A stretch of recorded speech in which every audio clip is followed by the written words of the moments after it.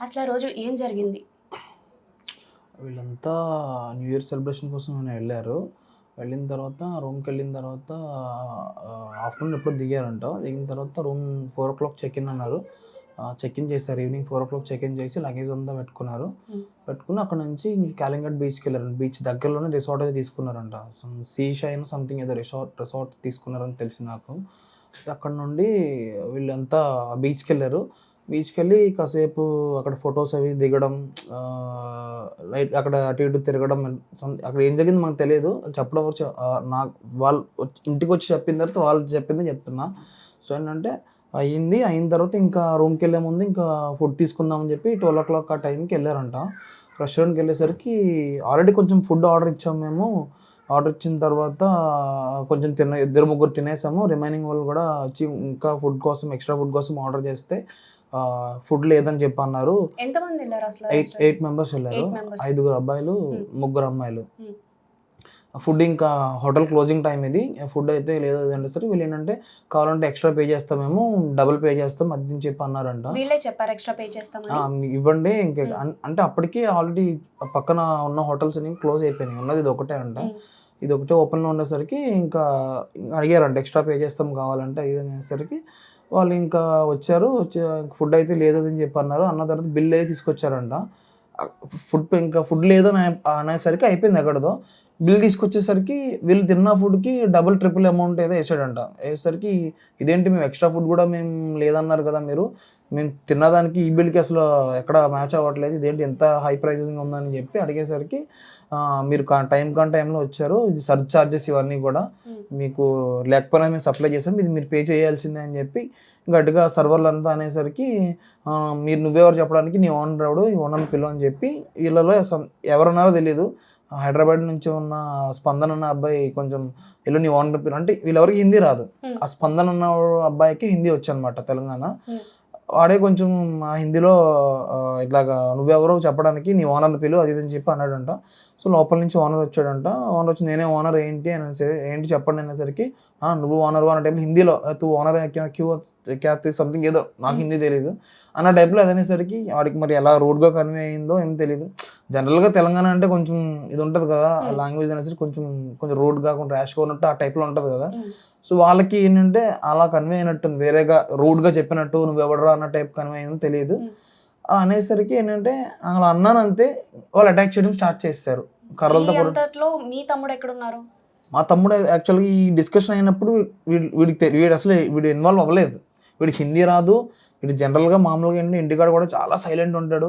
ఇంట్లో కూడా మమ్మీకి నాకు గొడవ అయినా, డాడీకి మమ్మీ ఏదైనా ఏమనుకున్నా సరే వీడు వచ్చి మధ్యలో అందరినీ కూల్ చేసి రిలాక్స్డ్గా ఎందుకమ్మా వాడు అంతేలే, డాడీ అంతేలే ఇంతేలే అన్న టైప్లో రిలాక్స్ చాలా కూల్గా ఉంటాడు.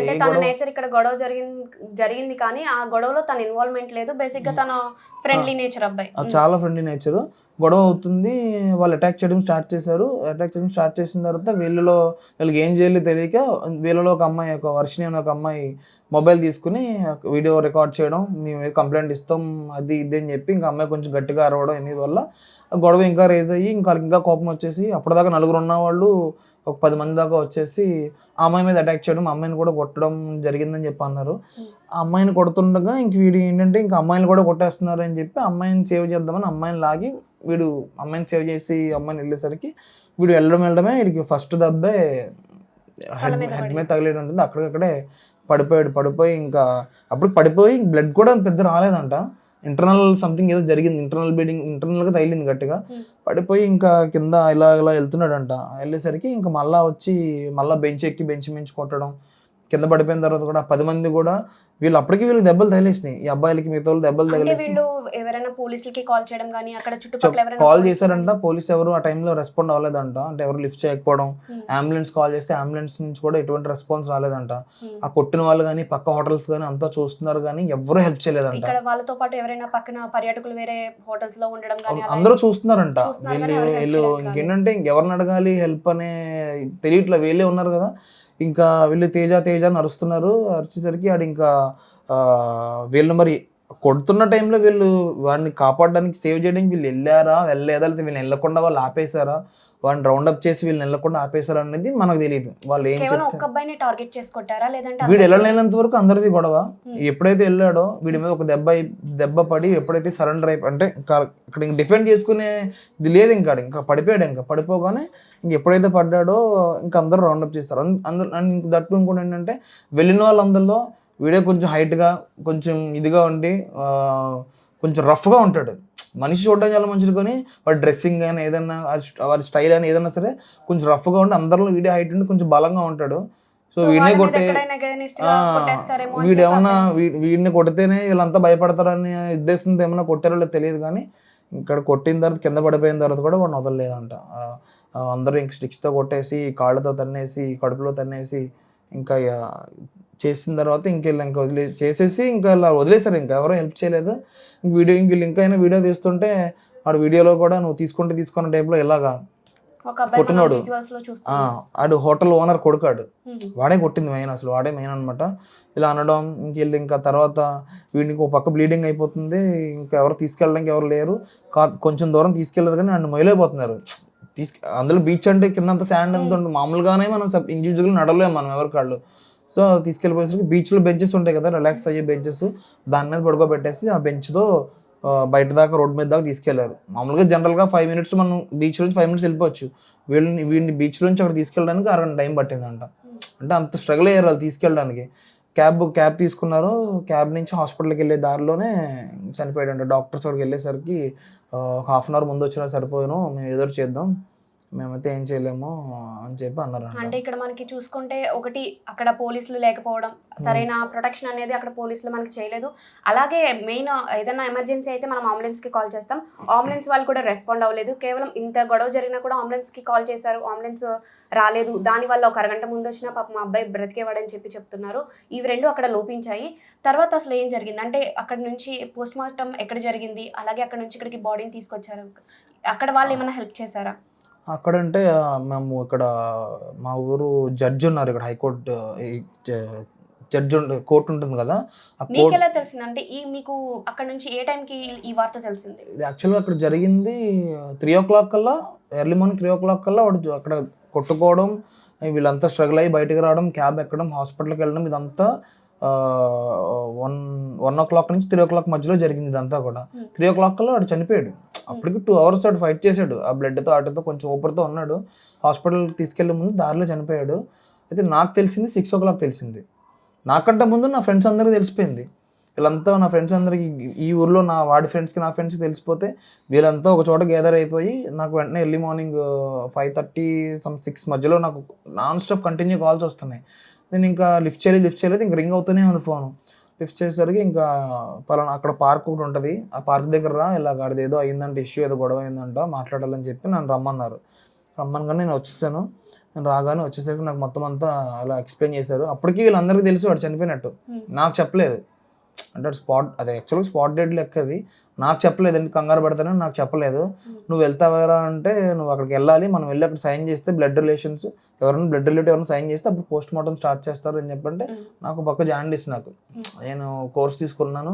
అండ్ ఇంకోటి వాడు మా మమ్మీ ఫోన్ లిఫ్ట్ చేయట్లేదు అని చెప్పి న్యూ ఇయర్ రోజు మా ఆవిడ కంగారు పడుతుంది, నీకు చేశాడా అంటే నాకు చేయలేదు మమ్మీ, వాడు ఎక్కడో ఉన్నాడంట, ఏదో హిల్ స్టేషన్లో ఎక్కడో వెళ్ళినట్టున్నాడు, సిగ్నల్ ఏమి ఉండదు, నాకు కంగారు పడకలే చేస్తాడు అని చెప్పి.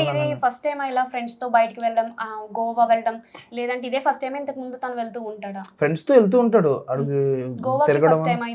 గోవాకి అయితే వీళ్ళతో ఫస్ట్ టైం, అంతకు ముందు ఒకసారి వెళ్ళాడు కానీ ఎప్పుడు జరగలేదు ఇలాగా, ఎప్పుడు జరగలే. అండ్ ఇంతకు ముందు వెళ్ళింది కూడా సౌత్ సైడ్ వెళ్ళాడు వీడు.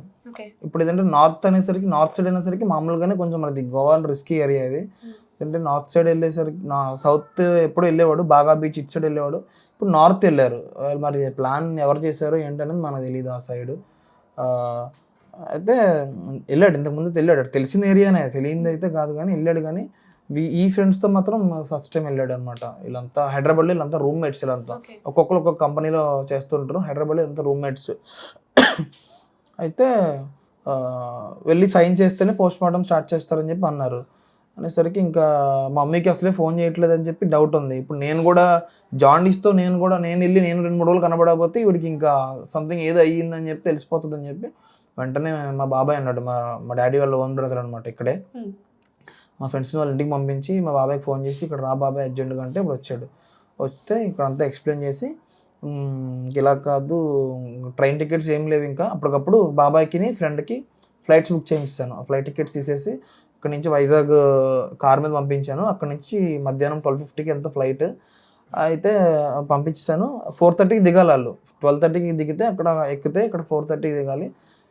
ఏమైందంటే వైజాగ్లో ట్రాఫిక్ వల్ల ఫ్లైట్ మిస్ అయిపోయారు. కొంచెం అక్కడ వెళ్ళే టైంకి అక్కడ కొంచెం ట్రాఫిక్ సర్జ్ ఎక్కువ ఉండడం వల్ల ఆ ఫ్లైట్ మిస్ అయిపోయారు. మళ్ళీ ఫ్లైట్ మిస్ అయిపోయిన తర్వాత మళ్ళీ అక్కడ నుంచి బెంగళూరు నుంచి కనెక్టింగ్, మళ్ళీ అక్కడ నుంచి మళ్ళీ బెంగళూరు పంపించి బెంగళూరు నుంచి మళ్ళీ గోవా పంపించాను. వెళ్ళేసరికి మిడ్నైట్ 12:30 అయిపోయింది. 12:30 అయితే వీళ్ళు వెళ్ళేసరికి వాడేమో హాస్పిటల్లో, వీళ్ళంతా పోలీస్ స్టేషన్లో ఉన్నారు. వీళ్ళు తీసుకున్న రూమ్లో 12:30కి ఇంకా ఎవరు ఉండరు కదా, పోలీసులు ఎవరన్నా ఉండరు కాబట్టి వీళ్ళు వెళ్ళగానే ఇంకా వాళ్ళు తీసుకున్న రూమ్లోనే బాబాయ్ని నా ఫ్రెండ్ ఇంకా ఉండిపోయారు. తీసుకొని ఇంకా ఎర్లీ మార్నింగ్ ఇంకా స్టేషన్కి వెళ్ళారు. పోలీస్ స్టేషన్కి వెళ్ళగానే ఇక్కడ మేము హైకోర్టు కాదు, మన ఈ లోకల్ కోర్టు ఉంది కదా, కోర్టు జడ్జి వాళ్ళ రిలేటివ్స్ ఎవరో అక్కడ ఎస్ఐ అంట. సో ఇలా నా ఫ్రెండ్స్ ఏమో కోర్టులో చేసే వాళ్ళు ఉన్నారు నా ఫ్రెండ్స్.